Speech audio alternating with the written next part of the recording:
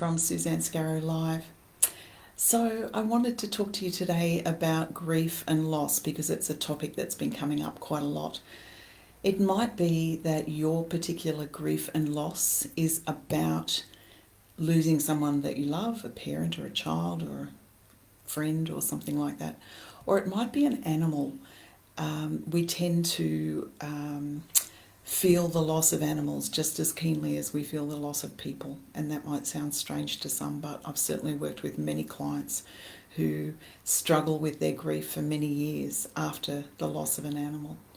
And you don't need to. You don't need to struggle with grief at all, actually. There is a way that you can ease it, and I want to show you that today. So what I want you to do so that you get the best out of this very short session of tapping for the grief is to think about the thing that you feel grief about. It might be useful to have a pen and paper with you as well, because there will be, for everybody, there will be different aspects to the grief. For some, there'll be sadness. For some, there will be loss, emptiness, missing of that person or that animal. There might be unfinished business. There might be something that you did with that person that you wish you hadn't done, or something that you didn't do that you wish you had done, or some regrets that you hold. And so all of these pieces are different aspects. So make a note of them as they come up for you, and having a pen and paper beside you as we do this work would be really helpful. And then when we've finished the tapping today here in the group, I want you to come back and replay the video and tap along for the other aspects that you haven't covered today, because it's really important that you cover each and every aspect so that you can think of each one. So if it's missing the person, you can come back and feel, once you've done the work, you can come back and feel that yes, you wish they were still here, but you are so grateful and thankful that you had them in your life for the period that you did. So it's a softer feeling, a much more positive focused feeling than the missing feeling.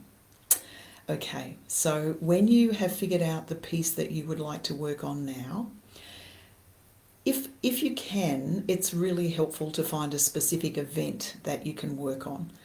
But you don't need to do that. You can just identify the feeling and then give it a number out of 10. And if you can identify a particular event where you've felt this feeling the most, or very much anyway, then you can use that event because you'll get a better result that way. The more specific you are, the better result you're going to get. So focus in on the feeling first of all. Then if you can think of an event that represents that feeling, and then take a frame out of that event that's about 10 to 30 seconds long. And that's the piece that you'll be working on. If you haven't got an event, then you just take the feeling and you give that a number out of 10. 10 being the worst feeling, 0 being no intensity at all, in which case you're probably not wanting to work on that one. You're probably wanting to work on something else. So then what we do is, once we've got the target, we tap here on the karate chop and say, and I'm going to use the word sadness, but you can insert your word, whatever your word is. It's much better if you're using your words, but you can use the word that I'm using as well. Even though I feel this deep sadness, I choose to accept myself anyway.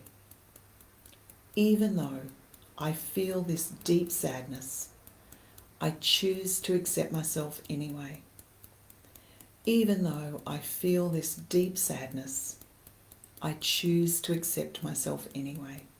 Then on the crown, this deep sadness, or whatever your words are, this deep sadness on the eyebrow, side of eye, this deep sadness, under eye, this deep sadness, under nose, this deep sadness, under lip, this deep sadness, collarbone, this deep sadness, underarm, this deep sadness, on the wrist, this deep sadness, karate, this deep sadness, and crown, this deep sadness. And then take a breath and just check how that feels The more specific you are, remember, the better result you're going to get, and it may come down from like a 10 to an 8 to a 6 to a 4 and so on until you get it to 0. You can get it to 0. So you want to be doing that for every one of the aspects that you've got. Now, one aspect that's quite interesting that I didn't mention, and it won't apply to perhaps to you, but it will apply to some people, is anger.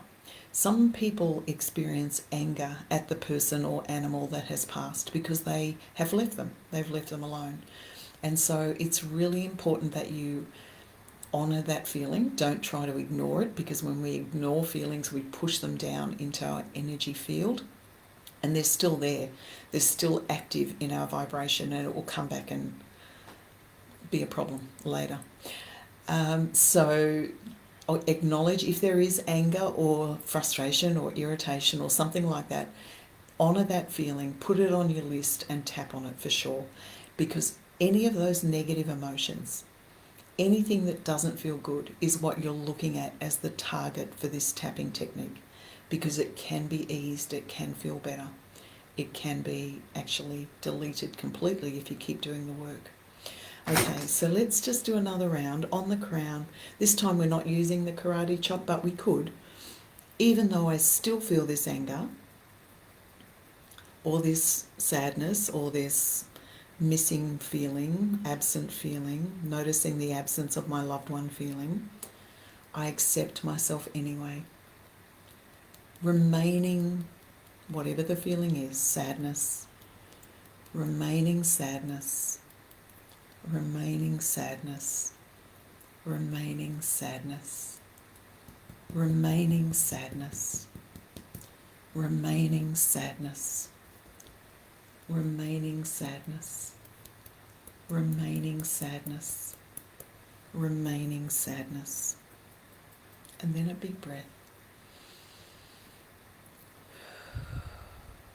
And then check again how it's feeling. You should be noticing it come down. Now, if it doesn't go down, if it actually goes up, it's only because you're bringing it into your conscious mind when before you were trying to ignore it. So don't be too concerned when that happens. It's okay. And you just keep tapping and you will get it to come down. The more that you tap, the more that it will come down. However, you don't want to stay in this sadness or whatever the feeling is for an extended period of time. So just make your tapping on this topic, 5 minutes, 10 minutes maximum per day, and come back to it tomorrow and do a bit more and a bit more and a bit more until the sadness or whatever the feeling is, the missing feeling, the unfinished business feeling, whatever it is, just come back and back and back until that feeling goes. And give yourself time. Grief is not something that you can just delete. It's a process. And so there'll be, days when you feel it really intensely, and other days when you get on with life and you're okay, and then you'll have another bout of feeling down in the dumps about it and so on. It's not an easy journey from A to B. It's up and down, up and down, up and down, and you'll get there eventually if you keep working on it. So hopefully I've covered all the possibilities. I guess the other thing to mention is when you're noticing the absence of something, whether it's the person or the animal, or if you're tapping on something that you're missing, maybe it's your work or your clients or the money that's not coming in or something like that. If you're noticing the absence of that, then you're activating that negative energy. If you can, and it's not always easy to do this, but if you can shift your focus onto something that you're grateful for example, if you're talking about an animal, for example, rather than looking at the mattress or the mat where they used to sit and noticing the absence of it, deliberately change the focus of your thinking to something that you're grateful for about the time that you had with them.